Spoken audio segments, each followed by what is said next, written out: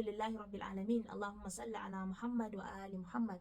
Assalamu wata alkama wadda ba wai kyau take da shi sosai ba kuma wata daraja ba irin dai abinda dai ba inda zaka yi da shi din nan dai ka rabu da shi. Shi ya diba ya je ya kai shi ma ya zuba a wurin da aka ce din.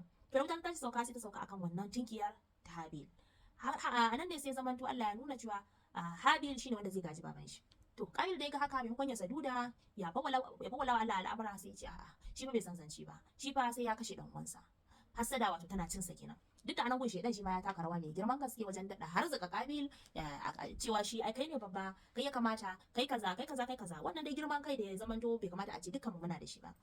To hakan ta faru wata rana sun fita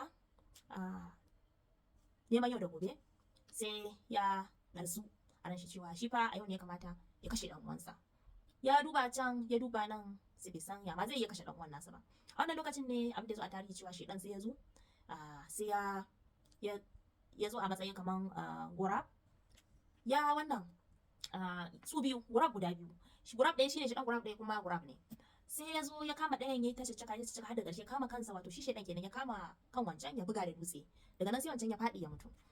Kabil da ya ga haka sai ce ai ya samu abin ya fahimci wato kenan yadda zai iya kashe tunda su ne halitta farko kashe da irin waɗannan abubuwan a zamanin su ba a fara shi ba su ne suka zama tukunci shine na farko wanda ya zama ya fara kisa da ya fara kuma ta hanyar kashe dan uwansa shi ma sai ya aika ta hakan ya dauko dutse kato ya buga wa dan uwansa anan ne ya kashe Habil to yana haka sai kuma ya rasa yaya zai yi ya binne wannan gawar shine a nan gurin sai Allah ubangiji madaukakin sarki ya turo wani gurab din أعوذ بالله من الشيطان الرجيم فبعث الله غرابا يبحث في الأرض ليريه كيف يواري سوءة أخيه قال يا ويلتى أعجز أن أكون مثل هذا الغراب فأواري سوءة أخي فأصبح من النادمين.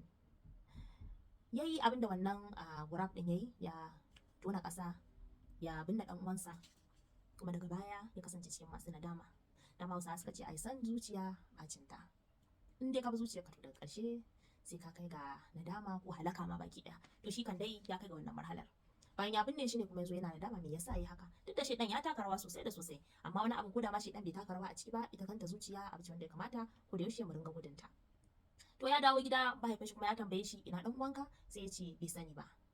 Mahaifinsa ya fito neman Habil kenan ya duba can ya duba nan gabas ɗaya bai gan shi ba daga ƙarshe dai yana duba har ya gano inda Kabil ya binne shi ya dawo gida yayi kuka aka ce ya kai kwana 40 yana kukan dan shi da ya rasa to anan ne kuma Allah madaukakin sarki ya bashi hakuri ya ce masa kuma wato ya masa bishara da wani yaron wanda shine ya zamanto wasiyinsa a bayansa mai suna Shisu wanda Shisu kuma yana da wani suna mai suna wanda ake kiran shi da shi Hibatullah wato kyautar ubangiji kenan Allah ya masa kyautar Shisu kuma ya zamanto wasiyinsa a bayansa suka ci gaba da rayuwa. Annabi Adam alaihi salam ya yi shekaru 930 ya haifi